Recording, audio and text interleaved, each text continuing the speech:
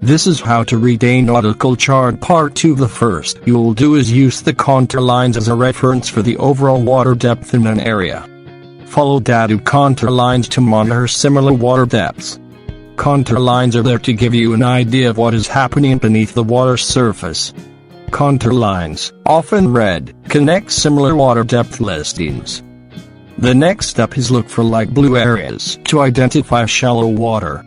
Shallow areas are often marked off by contour lines on nautical charts. White space is normally water, so the blue areas will stand out more. Shoals and other shallow areas are blue. The next step is find yellow or tan areas to identify land and sandbars. Sometimes these spots are submerged and can damage your boat, especially in shallow water. Dry land will usually be inside a contour line, but not always. Land is always a light color to distinguish it from water and other navigational.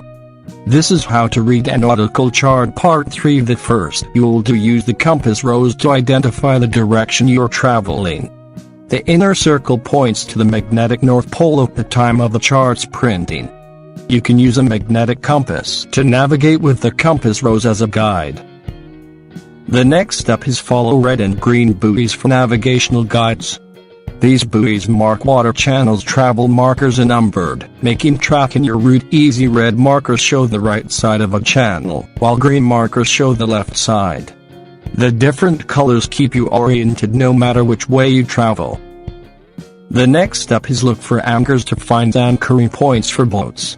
Anchoring points may be labeled with numbers or descriptions to describe what kind of boats are allowed to stay there. The anchor is a familiar symbol on charts showing waterways close to land.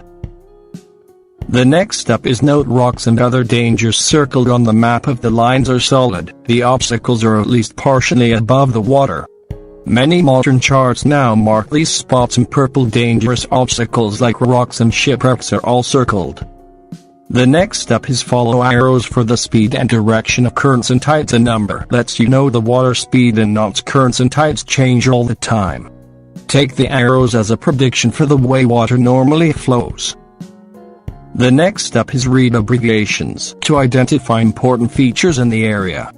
Since charts have a limited amount of space, map makers have to rely on abbreviations to label markers. Others label landmarks like towers, wharfs, and government stations.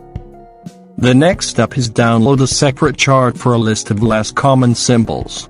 It isn't actually a sea chart, but it contains a list of all the chart symbols you may encounter. Charts made in other countries may have different symbols with your government's maritime office for reference.